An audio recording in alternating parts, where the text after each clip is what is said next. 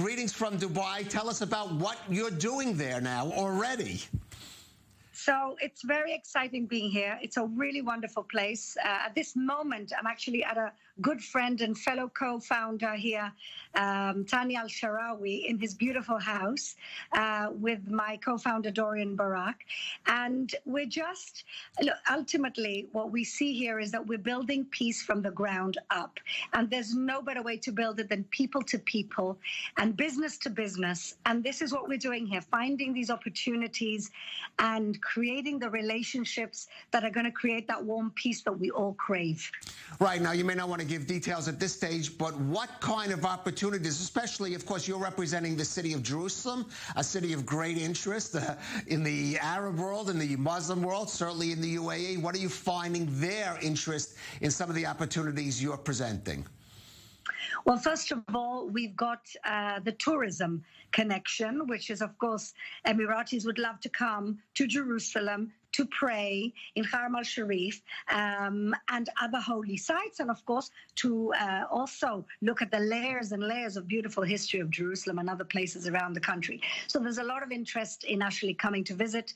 As the tourism portfolio holder, I'm very excited to create those connections. We're trying to plan a mission of tour operators from Israel, both Jews and Arabs, to come out here and make those very significant connections.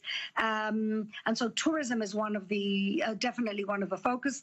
There's a lot of interest in the startup nation, technology, in the innovation ecosystem, how we can help them advance their ecosystem for innovation. That is another interest that we find here. And in general, there's just this desire to find things that we have in common and things that we can do and build together. Of course, Israel has also lots of interest with the Emirati economy. We're talking about an economy which is extremely diverse. This is also the hub for Asia, for Africa. It's a logistical center for the entire east of the globe. And so there's so much that we have complementary skill set, we have complementary strengths, and at the moment we're just trying to find ways to move forward together.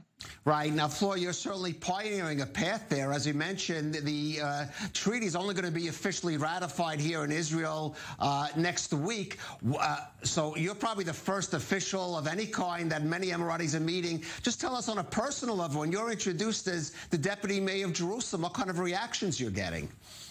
Only positive reactions, only excited. Jerusalem has a very strong brand, we can't forget, in the Muslim world and here in particular.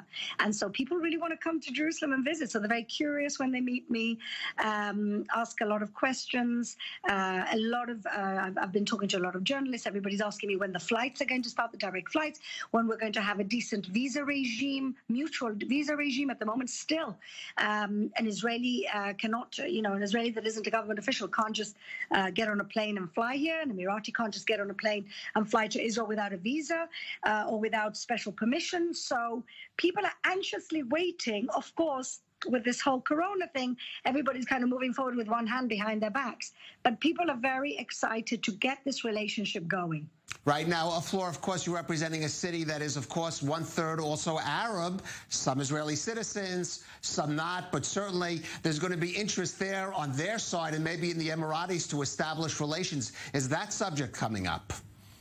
Well, it's a subject I'm bringing up. Wherever I go, whoever I sit with, I say to them that my city is the largest Arab city in the country. 37% of the population of Jerusalem is Arab, and it's the largest numbers of any Arab city or town in the country.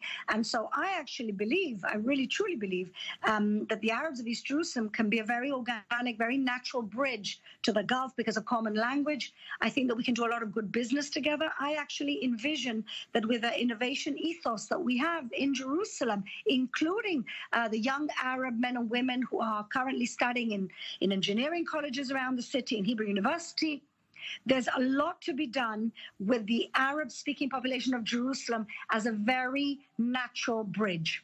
Right. Now, of course, you're there during the holiday festival week of Sukkot.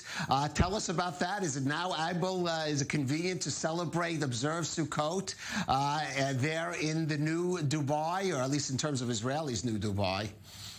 Well, not only is it convenient, their most iconic building has a sukkah in the entrance, which is something which nobody's ever here in the Emirates. There's never been an outward expression of Judaism the way that you have now, which is amazing. I'm very lucky to be a guest of the Jewish community for Simchat Torah, for Shabbat.